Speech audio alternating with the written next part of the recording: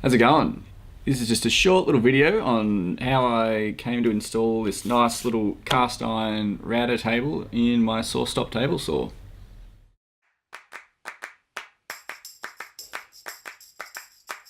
This all came about because I actually had a separate router table set up in my garage where I don't actually have tons of space.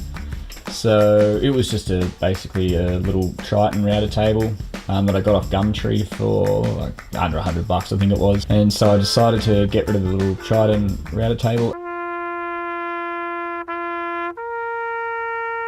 and get this cast iron one, which I knew I could install off the end of the actual table saw I've got set up. Anyway, that's probably enough waffling on. I'll leave a description where to buy this actual tabletop from in the video description. It is a generic China brand from what I can see, so whether or not you might be able to find it overseas, so for all the international people out there, whether or not they can actually get the same thing, I'm not too sure. I haven't looked into it all that much. But anyway, let's get on to it.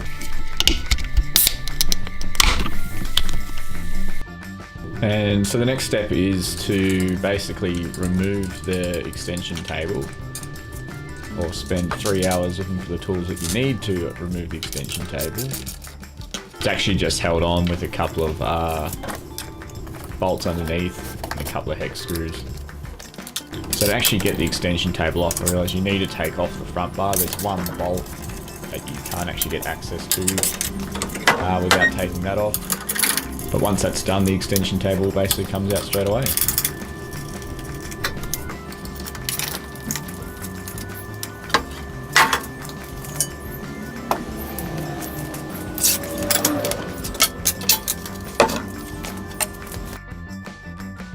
And so in the box, basically just get all the bits and pieces, all the hardware you need to install it. There's also a manual in there that looks like it was printed on a Game Boy printer from the 1990s. And once you get all that stuff off, you'll see the actual cast iron tabletop with a frame attached. You just need to take the frame off because you're not going to need it. So with the extension housing off, I've just installed 2 clamps with just a scrap bit of aluminium U-channel just running across, clamped onto the 2 bits of angle. And I've put in a couple of bits of wood, just getting them as close as I can to the underside of the original cast iron wing, as the thickness of the table I'm about to put in is pretty much the same. That'll just help me get it level. Just these bits of wood are just sitting on the original legs, bits of angle iron. Originally I thought I was going to have to lose the 2 legs, but turns out the underside of the casting is wide enough just to sit in between these 2 gaps. So another thing to do with the extension housing off is actually just take a measurement from the top of the table to the center of your bolt holes. This is just to transfer that measurement onto the new cast iron router tabletop. The original holes are about a 10 mil. I'll probably drill these out to a 12 just to give me a bit of play when I'm trying to get this actual table lined up. From what I can see, you can't actually use the 2 outer holes, so I'll just be clamping it here. If I need to, I may install another 2 side holes if I'm feeling it's not really stable.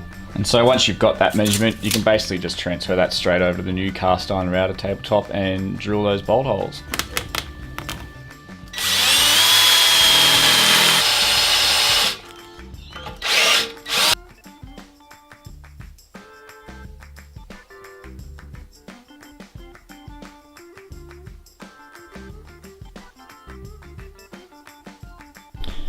And so with the actual tabletop just sitting in there on that wood, you can see just how flush it's actually sitting.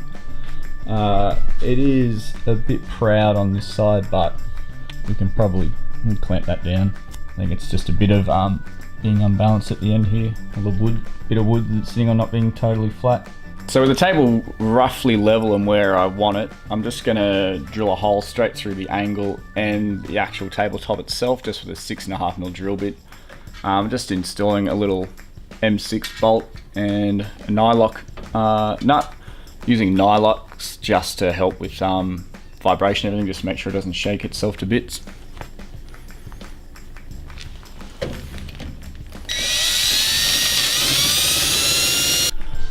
So one of the things with this cast iron tabletop is that it is about 5mm undersize of what the original extension table is. My original plan was to spread that over each side, just have 2.5mm, but it's just as easy to just have it all on one side and just pack it out with some washers.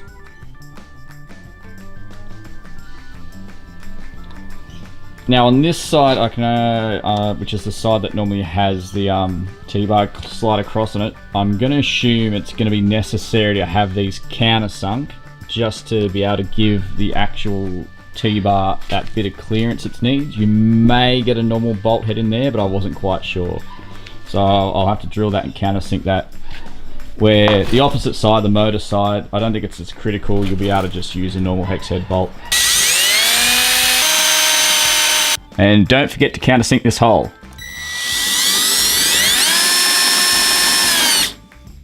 And so with all the holes drilled, it's just a matter of inserting the bolts and just nipping them up a bit.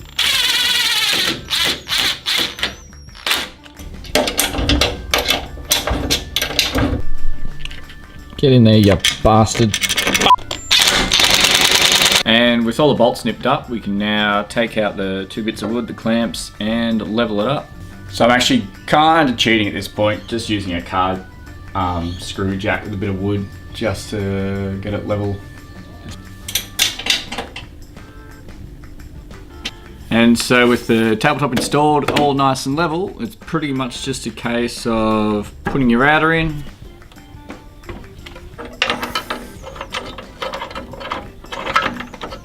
putting the fence on,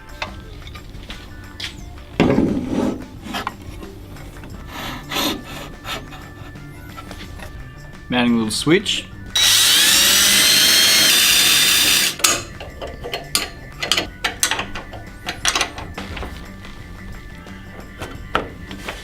and it's pretty much done. So the one thing I've discovered that this router top doesn't actually have is a way to measure your distance from the fence. So I guess in the meantime you're stuck eyeballing it with a tape measure or so. In a later video I may look at seeing if I can cut just a tiny groove into here and maybe put an actual measurement tape in there. But for now, I mean, it'll be right. And so I will say it is actually damn handy being able to just cut a piece of wood and then go straight over to the router table.